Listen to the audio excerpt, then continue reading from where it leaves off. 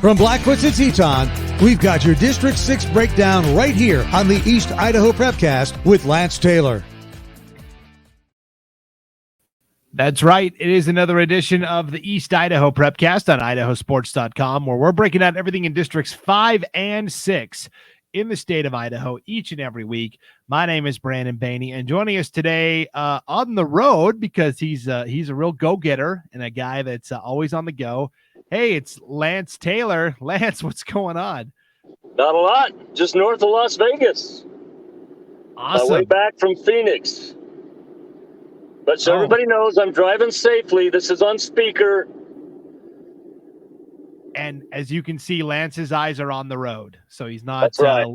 looking down at his phone. So if you're watching the video of this on IdahoSports.com, you're going to see Lance driving through the desert, which is kind of fun. Audio, right. you won't be able to notice. So you say you were in Phoenix, but we all know you were really in Vegas.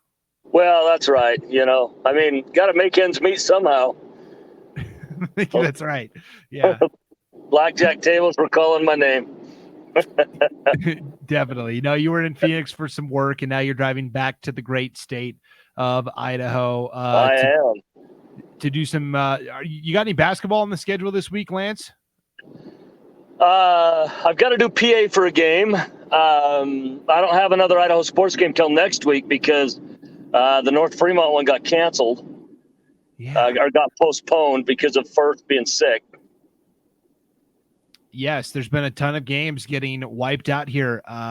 We talked last week. Mackey had to move some games around. Showban canceled their games this week. I thought we were over this, Lance, but unfortunately, I think until we get to March, this is kind of how it's going to be. Yeah. And you just hope that district play isn't affected too badly, at least district tournament time, right? Yeah, that's what we're hoping for sure.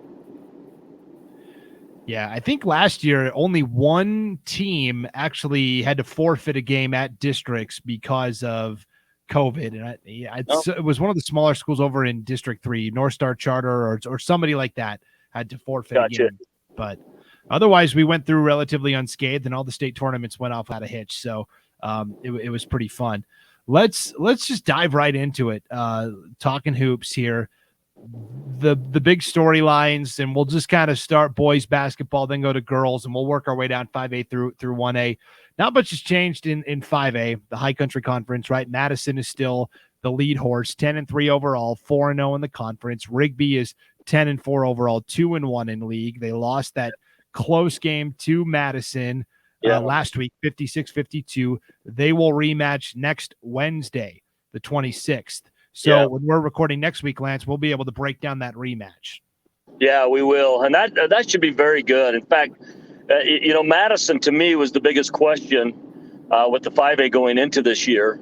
And boy, have they stepped up and answered those questions. Coach Humphrey's doing a great job with that group. They've got a lot of young players too. They went over and laid it down to Idaho Falls.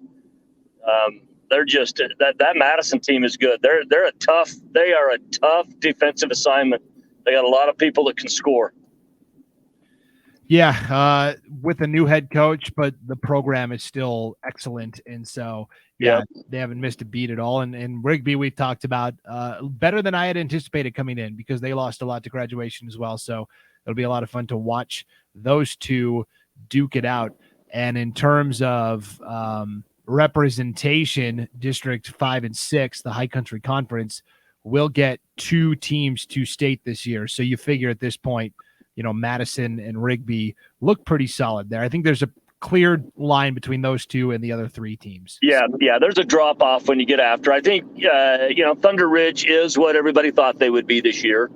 Having lost Lawyer Driggs, some other good players as well. They were a very, very good team last year. Godfrey was lost off that team as well for this year through graduation. That was a team I think everybody knew was going to be down. I don't think everybody knew for sure how Idaho Falls was going to look. Obviously, they've struggled. Highland, Highland's had some decent outings this year. But again, there is a drop off when you get, past Madison and Rigby. Definitely. A lot of the drama is coming at the 4A ranks this week. So let's jump down to 4A, where I've actually been on the call for a couple of 4A games, Lance. Tuesday night, I was in Preston for that big Pocatello Preston showdown. Yeah. And Pocatello got behind early and couldn't hit anything, couldn't hit water if they fell off the boat. And I thought, oh boy, here we go again. They're we're looking at maybe a blowout. But they held firm and came back and got a win at Preston, which doesn't happen very often. In fact, Preston now has lost back-to-back games at home to Hillcrest. At home. Yeah, close ones. Yes, very close. Pocatello wins 71-67. In the second half, Julian Bowie and Ryan Payne kind of took over the game. And again, Preston, for the second game in a row, didn't press as much as I'm used to seeing them press. And so I'm wondering if part of that is Coach Tyler Jones holding things back, knowing he's got to play these guys a couple more times this year. He kind of did the same thing with Hillcrest. Yeah, well, it could be, but I think too, as you look at it, you're playing different personnel too. I mean, you've got to press if you have the personnel to be able to press, because it's got to be effective. If not, you just teams will run essentially a press offense on you, and they'll just abuse you for pressing them. And so, some teams you can do it with, some teams you can't, and you have to adjust. And when you look at Hillcrest and Pocatello, both Hillcrest and Pocatello have some pretty significant speed on their teams, which make them a little difficult to press. So that could play a role in it as well. Anyway, obviously Preston is a pressing team, but again, the chips have to be in place to be able to do that game in, game out. Yeah, and Brecker Knapp was unusually quiet for Preston in that loss. I don't expect that moving forward in the rematch. Speaking of rematches, big game. We're recording this Thursday morning. Big game tonight, Thursday night. Preston travels to Ammon to play Hillcrest in a rematch of that double overtime game from last week. How do you think the rematch goes? Boy, it should be good. In fact, I got a call from my son last night. He said, "Hey, are you going to be back in town?" And I'm hoping to hit Idaho Falls right about that time this evening. So I'm planning on stopping in and seeing that game. Of course, Isaac Davis has been a great friend of my son's since they were just small kids. And so, when they have off nights, no matter who it is, the other tries to go and watch the other play if it's feasible. And so we're going to stop in. I mean, I think you've just got this powerhouse in Hillcrest that can hurt you inside and outside. They can hurt you with speed. They're just such a good team. And then, you put that up against, a team that if you went athlete for athlete, Preston's not as good a basketball talent overall, but one of the, if not the best coached team in the state. And Tyler Jones just always has his team ready. And, he's just a lot like his father was, and a lot like Justice. They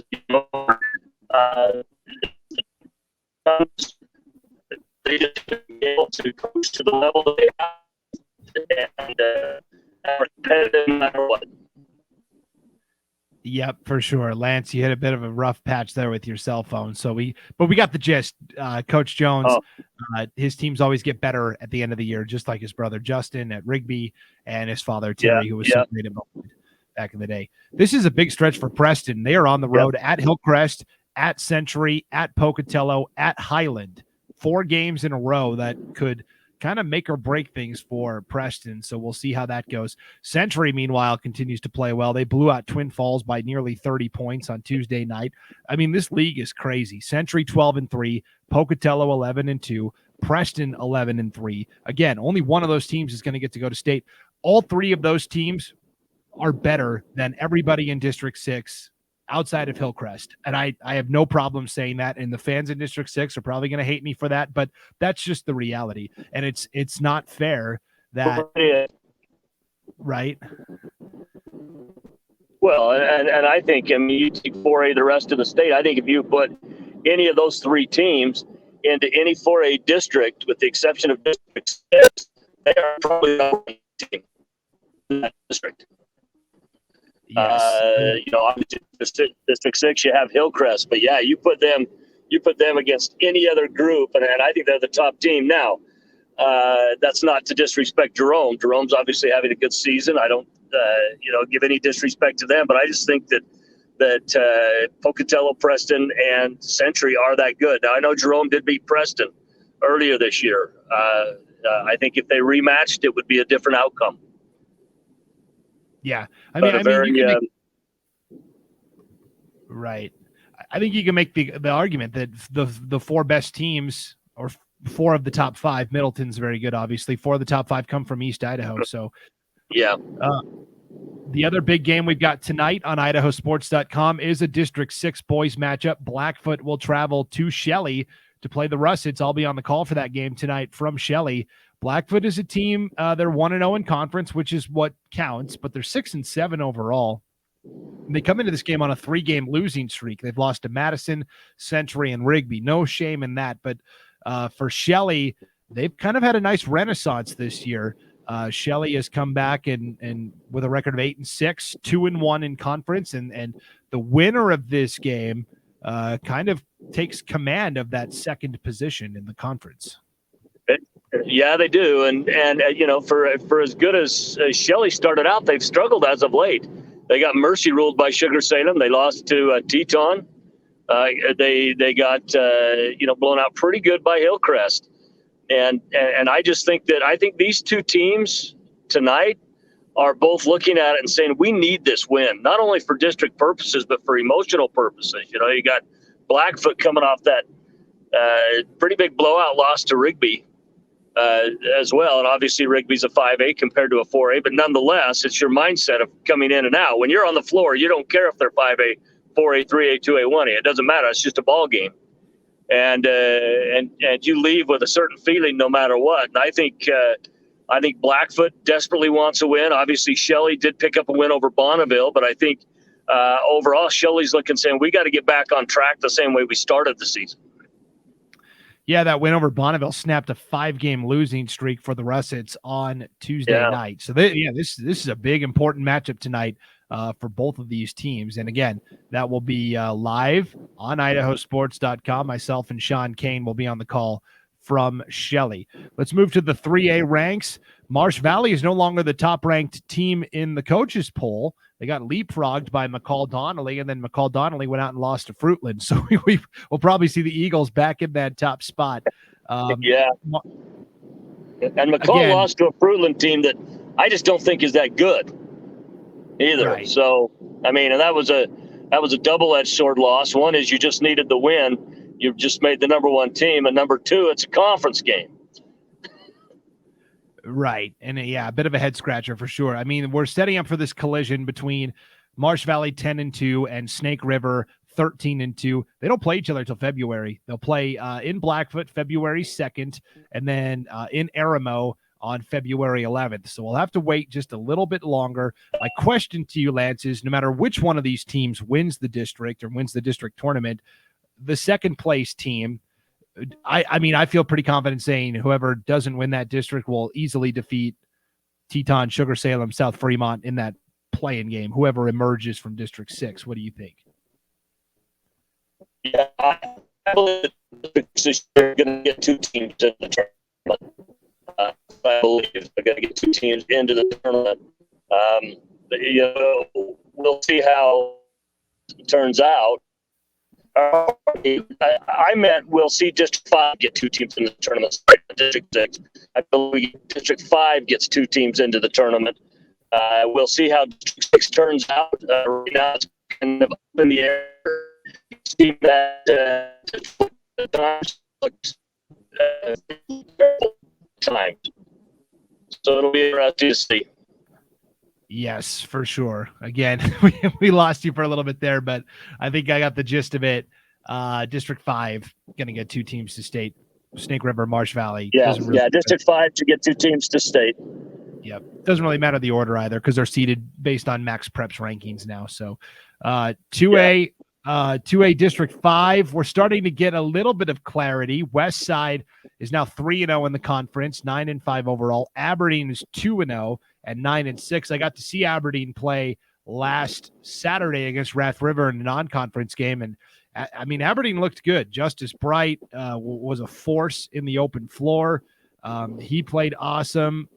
They also got a couple of big blocks inside from Seth Hall. So it was nice to see Aberdeen. They will play Westside Friday night in Dayton. Winner of that game assumes control of the conference. Yeah, and Aberdeen's got quite a bit of talent there on the floor. They got a lot of athletes on the floor as well. You take Justice and Justice Bright. He's a player that if you make him shoot outside, you can hold him down a little bit. But you mentioned him being so good in the open floor, and he is good getting up and down. He's fast. He's a great athlete. Beck is a very good player on the interior as well. Aberdeen could step up and be a spoiler for sure, but that's going to be a big game on the docket. Them and Westside. Yeah, for sure. That's going to be a fantastic matchup Friday night. Bear Lake did play Westside last night, Wednesday night, and pretty one-sided, 41-27. Westside won, so Bear Lake still in the mix, but there's some things to work on for Coach Brandon Carlson and the Bears. Well, and Bear Lake, even as bad as they started the season, at least as far as their record goes, as bad as they started the season, I had Bear Lake picked to win this conference, and I'm having to take a bit of a harder look at that because they just they haven't stepped up like I thought they would. They played some tough games. They played, Sugar, a couple close games. Should have beat North Fremont the first time they played. They led, big chunk of that game. North Fremont came back and ended up winning, beating them. I believe that was an overtime game. I could be wrong. But yeah, Bear Lake, I figured, hey, they've been really well tested, but I just don't see them right now stepping up like I thought they would.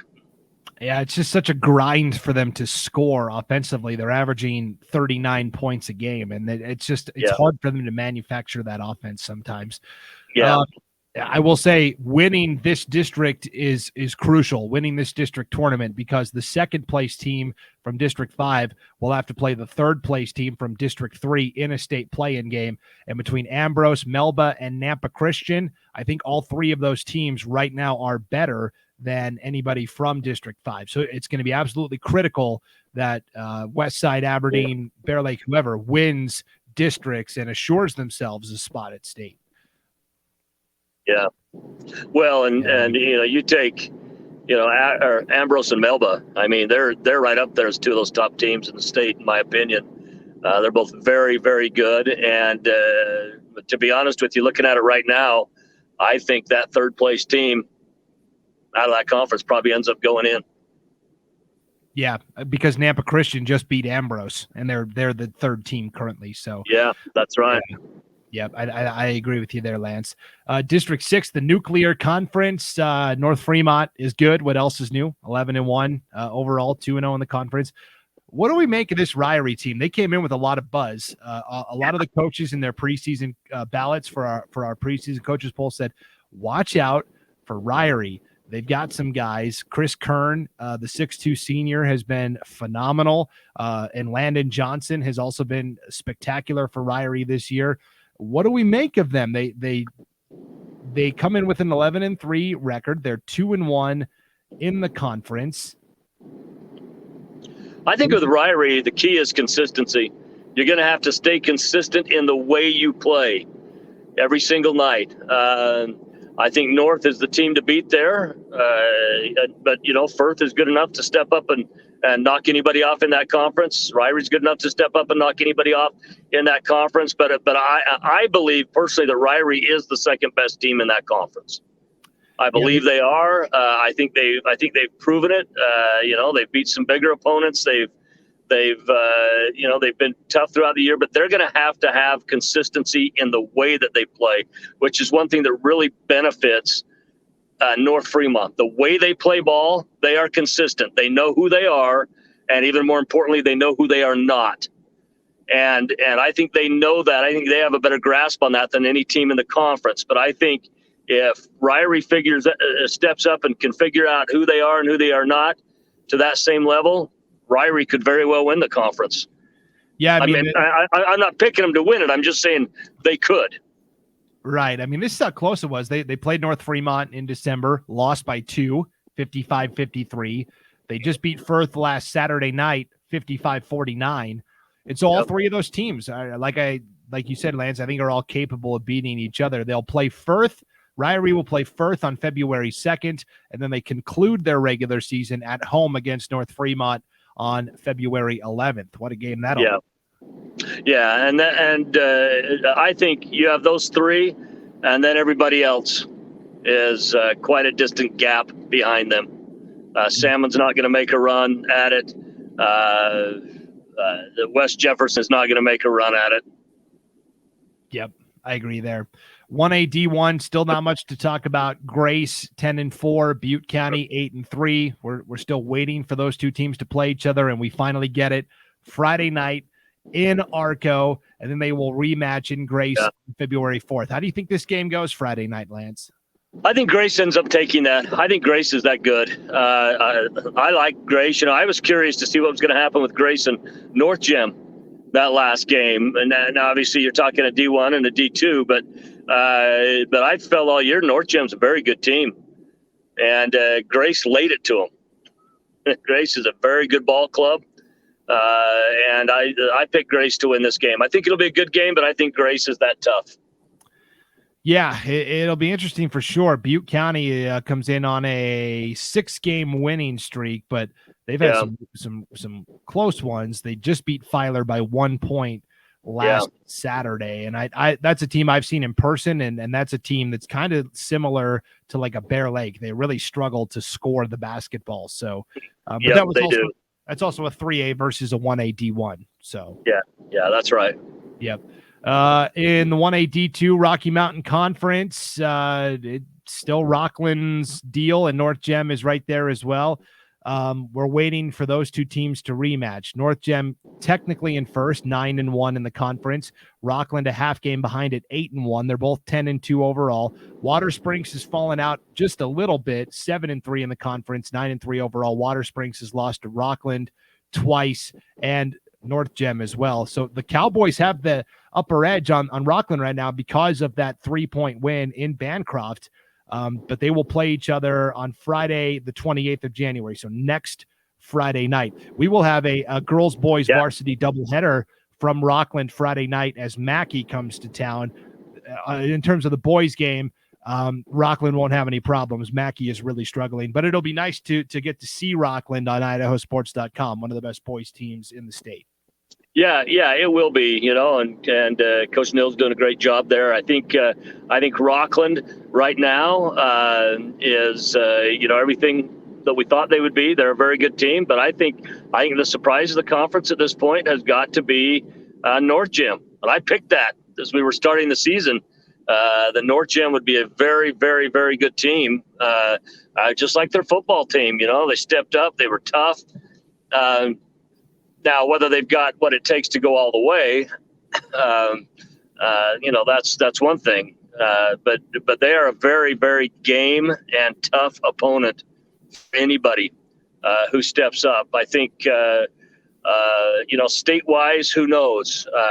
It's not as clear-cut as your 1A D1s is, where everyone's playing for the silver medal, essentially. Everyone's playing for second place because Lapway is just so good.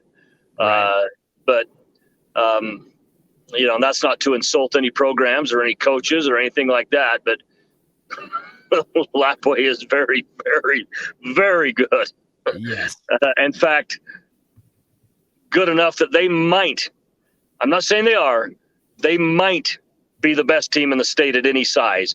I think it's fair to say they are a top 5. Yeah. If we did every team in the state at any size. Yes, I agree with that. 1A D2 appears to be wide open. So Rockland, their coach Shay Neal shared a clip with us, and we put it out on social media yesterday. They went up to Du Bois on Tuesday night and beat Clark County. The Matthews brothers threw an alley-oop to each other. I can't remember if it was West throwing it up to Teague or Teague throwing it up to West, but they got it on a fast break. One Matthews alley-ooped it to the other and the two-handed slam. It was really awesome to watch. You can see that on all of the IdahoSports.com social media, Facebook, Twitter, and Instagram. And if I'm thinking right, didn't they hold Clark County to 11 points? Yes. So And the girls' game was even more lopsided. The girls won 61-1. That's hard. I mean, that's hard. I'm excited that Clark County still has enough athletes to have separate boys and girls teams, because only 2 years ago they only had 3 girls, and they all ended up playing with the boys on the boys team. So it's just a reality of one of the smallest schools in the entire state at Clark County. Yeah, that's right. Ledore has, sometimes finds itself in similar situations. Your 1A D1 schools always have plenty for basketball. It's never an issue for basketball. Occasionally they might struggle, with enough players for football, but with an 8-man league, rarely do you see that. But when it comes to some of the particular, 1A D2 is small anyway. And then you put on top of it the smallest of the 1A D2s, and that's a challenge for sure. Yeah, definitely.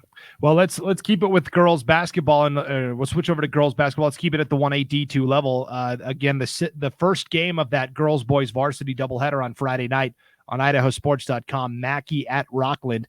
It's going to be a fantastic matchup. Now, Rockland beat Mackey the first time they played. They ended up winning by a score of 44-28. So a little bit of distance between these teams. And then Mackey, they've been so afflicted with illness at their school. They took a second loss to Ledore in early January, 56-39. But that was kind of a shorthanded Mackey team, I think. So to me, this rematch is intriguing because I think Mackey has the players. If anybody's going to knock off Rockland, I think Mackey is the team that could do it. Yeah, I think Mackey certainly has the best chance to do it. I don't personally think it's going to happen.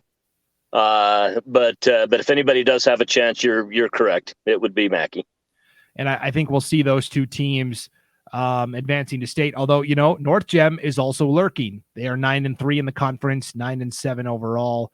Yeah. And Danica Barfus is such a great player for North Gem. So that's what's going on at the 1A D2 level in the Rocky Mountain Conference. That doubleheader will start at 6:00 Friday night on IdahoSports.com. 1A D1, it's just like the boys, Butte County and Grace, kind of on that collision course. Butte County did get that big win over Grace last week, 54-39. And in a league that only gets one bid, Butte County still undefeated on the season, 16-0. They're the top-ranked team in the Max Preps rankings. Yeah. They look good. Yeah. Yep, they do. And, they're one of your bigger 1A D1s in the state. They're a good program, good team, great facility, by the way, for a 1A school. Their gym is awesome, by the way. Not that makes or breaks a team, but it sure gives motivation to kids to come up, know they're playing in a nice facility, and Butte's looking good, and I anticipate Butte will win that conference.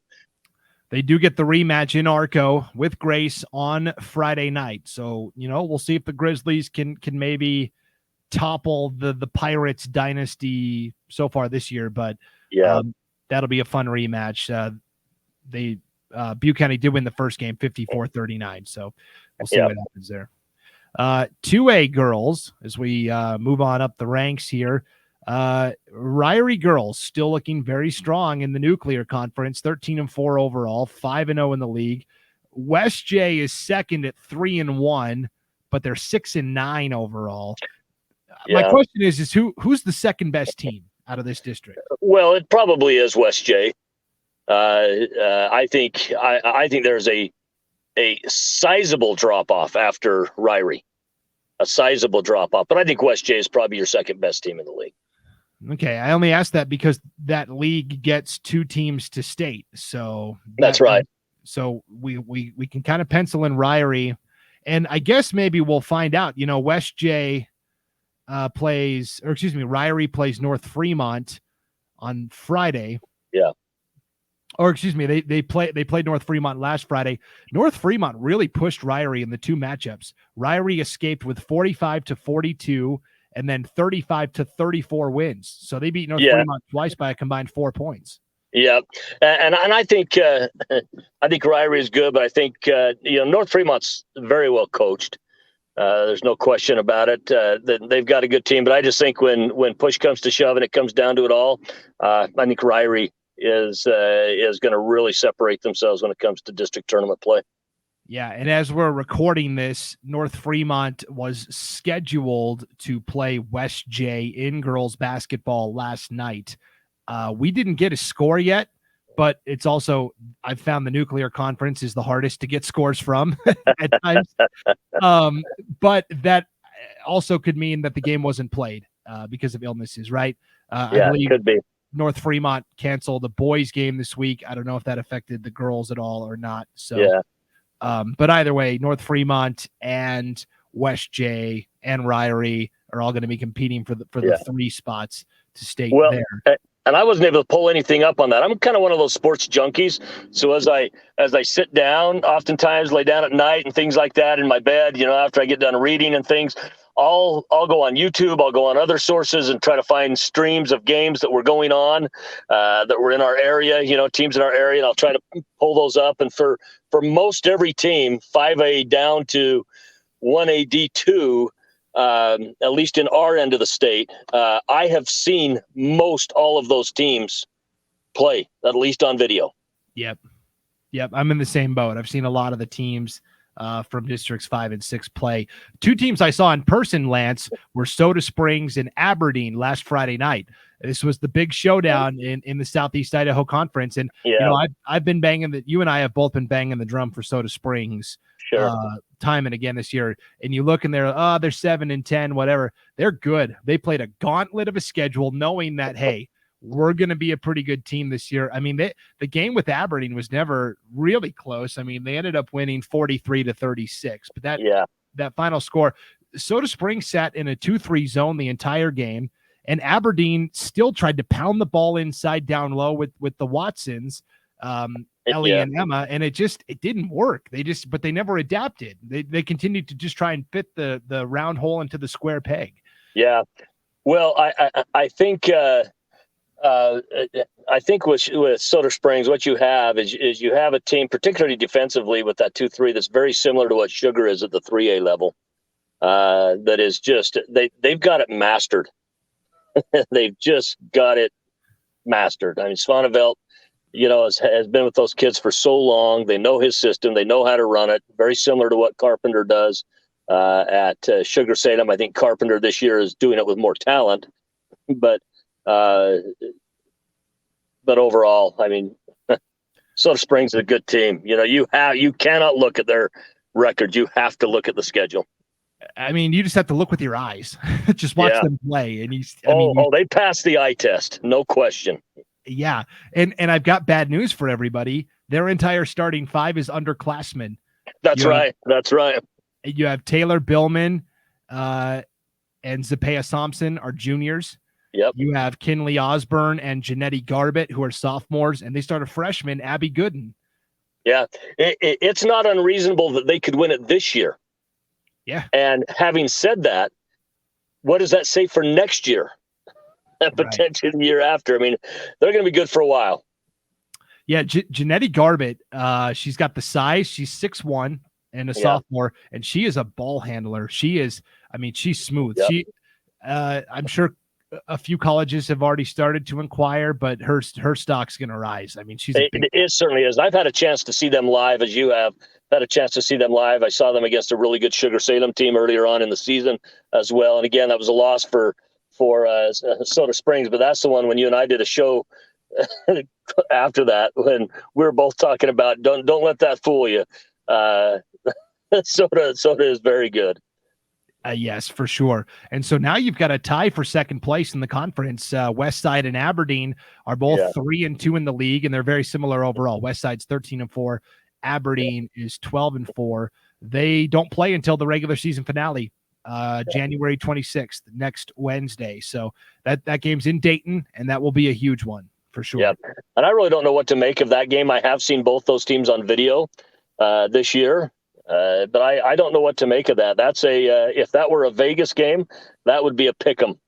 The spread would be too low. That would be a pick'em game. Yes, for sure. And the winner of that probably gets third. And at districts, Soda Springs, we think probably is the favorite.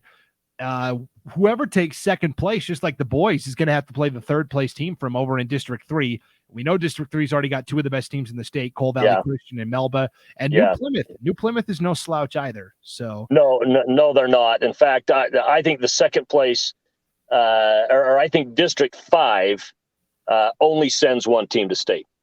I think that's all they get in. Yep, just like on the boys' side, it's going to be a tough road to hoe for sure. Yep, it is.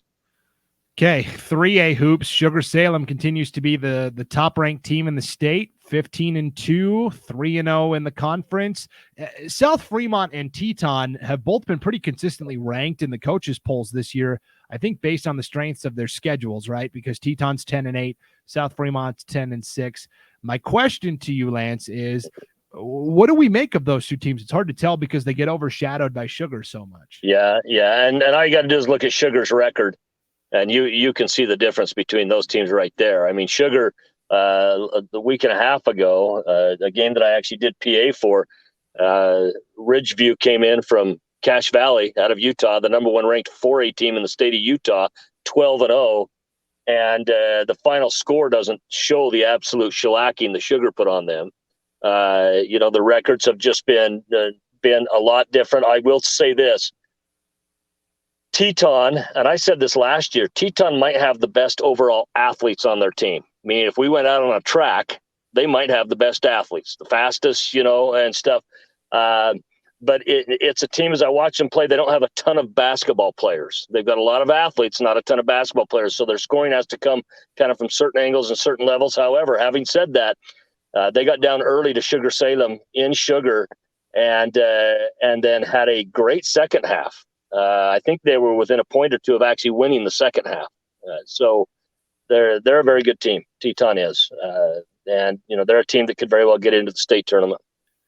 Yeah, I mean we're gonna find out. We're gonna find out real quick between South and Teton who is the best because they play each other twice in the next 8 days, starting tonight in Teton. That's right. Look at this end of the season schedule for South Fremont: at Teton, home versus Ryrie, at Sugar, and then home versus Teton. That's a tough way to end the season. It is. That's tough. I think Sugar's clearly the best in that conference, and I think there is a bit of a difference between Teton and South. I think Teton is clearly the second team. Yeah. Okay. And so my question is then they have to win not only one state play-in game, but a second as well. They will play the second place team from District 5, which at this point could be either American Falls or Marsh Valley. Honestly, I'm not totally sold on Marsh as the second best team. Snake River, of course, is the top team in that league. Do you think Teton or South Fremont get past that game? Well, I think as long as Snake River wins District 5 and doesn't somehow implode and end up being their second place team, which I think they would get into the state tournament easily if they did. As long as Snake River wins that, I think Teton, if they were the second place team in District 6, would go to the state tournament. Okay. And then here's the interesting thing.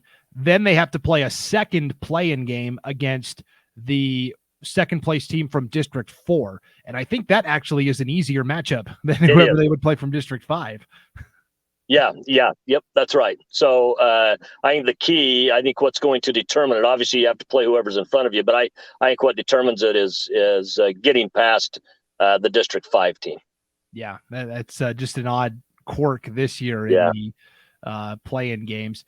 Snake River has already beaten American Falls 43-27. They will play American Falls again on the 22nd. And they haven't played Marsh Valley yet. They will play Marsh Valley tonight in Aramo, and then they wrap up the regular season next Friday in Snake against Marsh Valley as well. So they're still, Marsh Valley could still, cause a little chaos here. Yeah.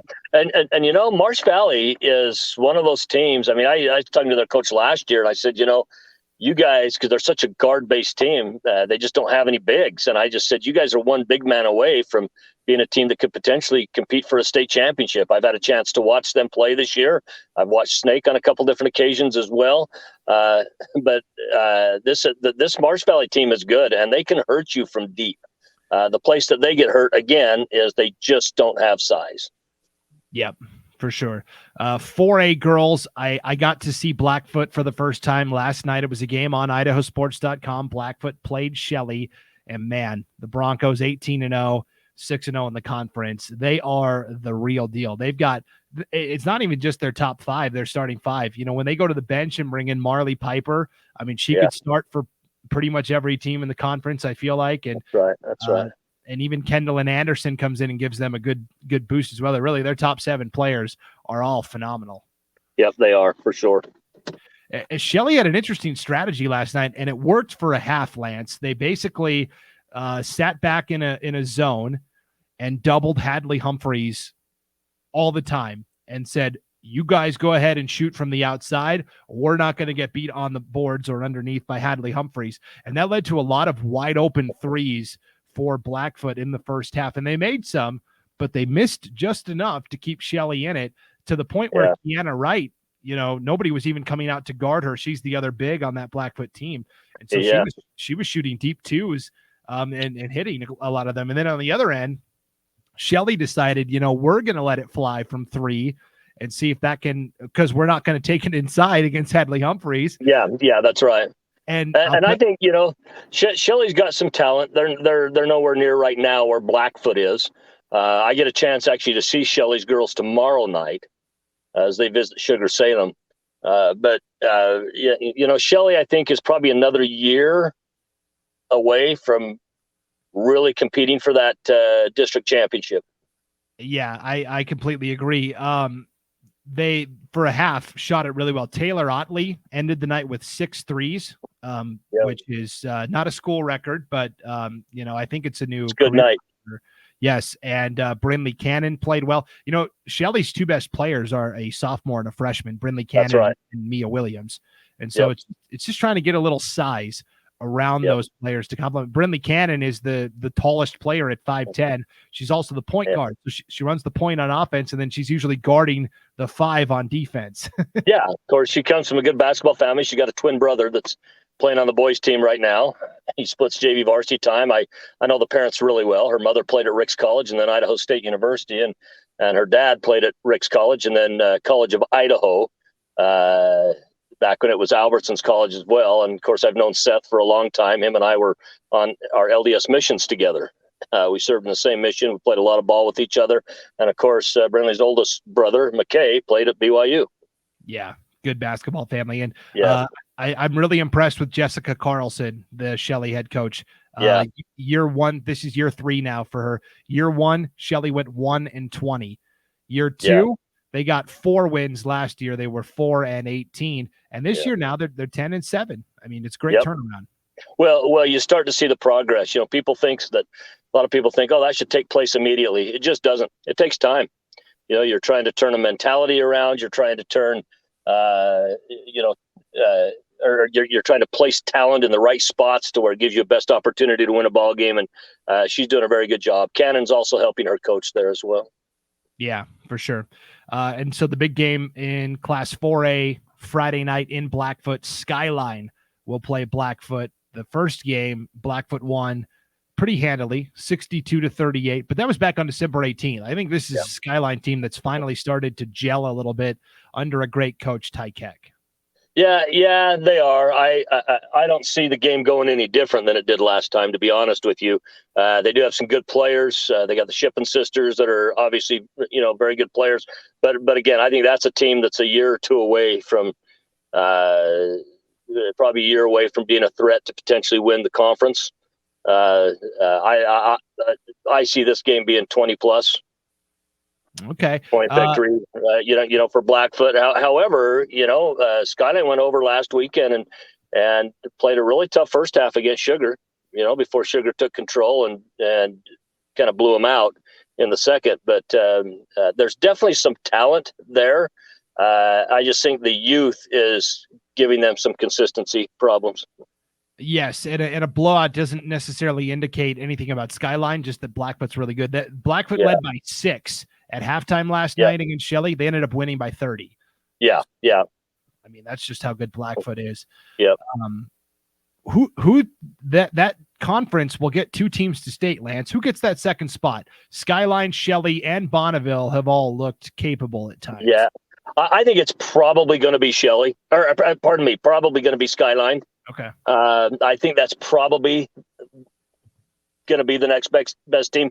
But again, those games would be pick'em games between those next 3. Between Bonneville, Shelley, and Skyline. Those are going to be pick'em games, and so it could be any one of those. I think the thing we know is that Blackfoot's going to be there. Yes, for sure. Also in 4A, Preston has already wrapped up the regular season conference title, 3-0 in the league, 13-5 overall. Yeah. Their last conference game is Friday against Century. Even if they lose that game, which I don't see happening, Century's 0-3, so they can't finish any lower. But the big game for Preston is coming up on Tuesday night. This is a game that we can recap next week. They will be at Burley to play the Bobcats. They played way back in the season opener, very first game of the year, November 13th, and Burley won by 9, 48-39. That should be a fantastic rematch. Yeah. It could be. The one thing about Burley is they are, Burley's a good team, but they're also extremely strong with one player as well. And that allows you to kind of gauge defensively of things you want to do. And I'm actually going to call the upset right now. I'm going to pick Preston to win that. Okay, I like it. And then 5A, Rigby and Thunder Ridge, head and shoulders above the rest of the class. They'll get the 2 bids to state. They will. They both pushed Blackfoot. Blackfoot only beat Rigby 43-41, and then they escaped with a 1-point win over Thunder Ridge. Yeah. So. Thunder Ridge is very good. And I don't know for sure who's going to come out on top, Thunder Ridge or Rigby. But either way, they both get to state. Yes, and the interesting thing is they're done playing each other this year. Yeah, Rigby, until districts. Right, Rigby and Thunder Ridge. Yeah. Thunder won, Rigby won the first game, 61-48. Thunder won the second, 58-50. Yeah.